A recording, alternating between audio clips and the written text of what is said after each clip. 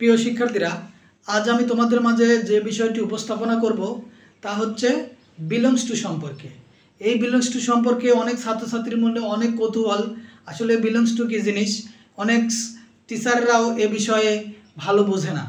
তো আজকে চলো তোমাদেরকে বিলংস টু সম্পর্কে বোঝাই। আমি পূর্বের ক্লাসে বলেছি যে প্রত্যেকটা সেটের যে বস্তু বা সদস্যকে সেটের উপাদান বা ইংলিশে বলে এলিমেন্ট, আবার সদস্য বলে। এই সদস্যকে প্রকাশ করার মাধ্যমে হচ্ছে বিলংস টু। এটা আসলে কঠিন কিছু নয়। ধরো আমি একটি সেট লিখলাম, সেটটি হলো এ সমান সমান এ বি সি। তাহলে তোমরা জানো যে এ সেটের উপাদানগুলো হলো এ বি সি। সেটা যদি তুমি চিহ্নের মাধ্যমে প্রকাশ করো, যেরকম ধরো সি বিলংস টু এ, তার মানে এর সদস্য হচ্ছে সি। অথবা যদি বলি বি বিলংস টু এ, তাহলে এর সদস্য হলো বি। আর এটা পড়তে হয় বি বিলং টু এ।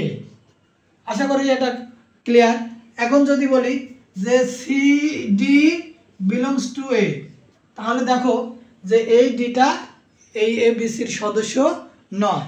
তাহলে আমরা বলবো ডি ডাজ নট, অর্থাৎ এটাকে পড়তে হয় D does not belongs to A, অর্থাৎ এর সদস্য ডি নয়। এই হলো বিলংস টুর ব্যবহার। যদি সদস্য থাকে তাহলে বিলংস টু, যদি না থাকে তাহলে বলা হবে ডাজ নট বিলংস টু। আশা করি আজ থেকে ক্লিয়ার হয়েছে। সবাইকে ধন্যবাদ।